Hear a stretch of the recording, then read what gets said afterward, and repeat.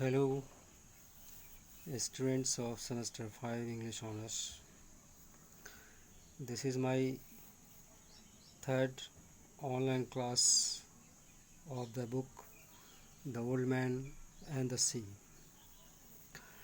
I have been explaining its detailed summary for 3 classes,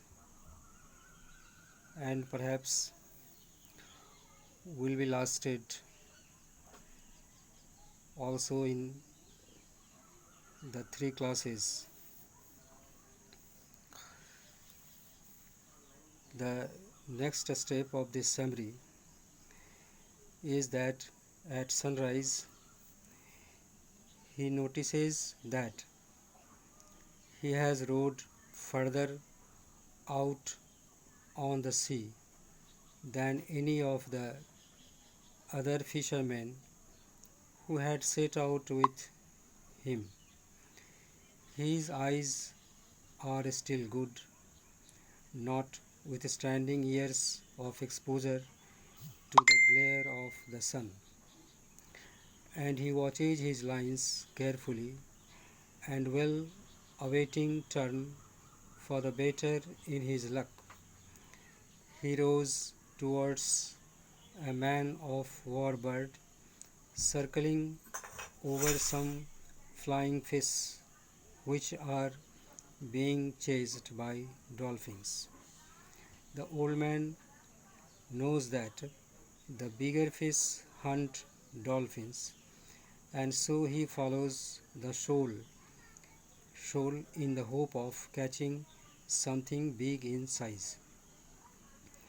The presence of plankton also pleases him because the fish feed on it. Seeing a Portuguese man of war floating beside the boat while small fish swim among the poisonous filaments with immunity, he reflects on the pain they can cause fishermen.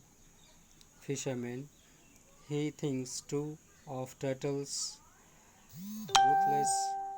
ruthlessly hunted by men who love to eat them.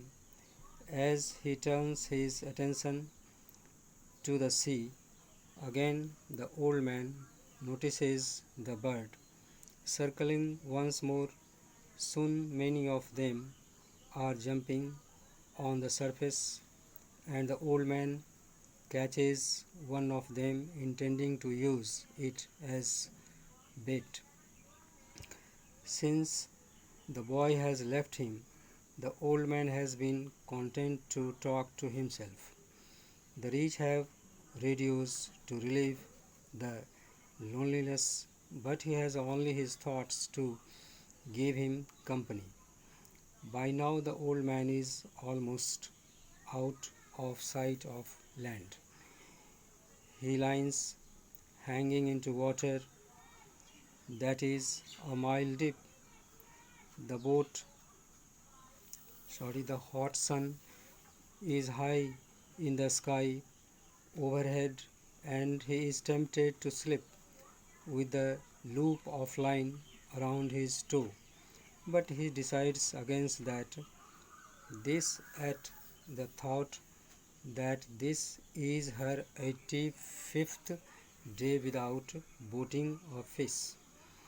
Thoughts of sleep are quickly cast aside as one of his sticks dips sharply. With an expert touch of he holds the line, feeling the gentle nibbling of a fish which he knows is a marlin. He waits tensely as the fish takes its time. He knows that if he is to hook it, must swallow the bait. The nibbling goes on, and the old man visualizes the movement of the fish. Then the hook to be taken, and the line runs out as the fish eats the bait. At the moment which he judges to be correct, he jerks the line again and again to make the hook sink into the fish. The old man cannot move the fish, even though the line is as though as he can make it, and the boat is towed slowly along, the line held over the old man's back. The fish pulls steadily all that day. The old man manages to work a sack under the taut line, finding a way of sitting that he can regard as almost comfortable, although it is only a degree less uncomfortable than before. His thoughts being to wander, but he pulls himself together with the knowledge that he must do nothing stupid. He knows that he must eat no matter how little he wants to. He wishes that he had the boy with him at that juncture. In this loneliness, he pities the fish that he hooked. He must muses about this strange fish, wondering whether it has any plans or is just as desperate as he is. Now I am ending today's online class because there is always a lack of internet service in my mobile phone. Therefore, it takes long time to be completed, and its next part will be started again on the next class.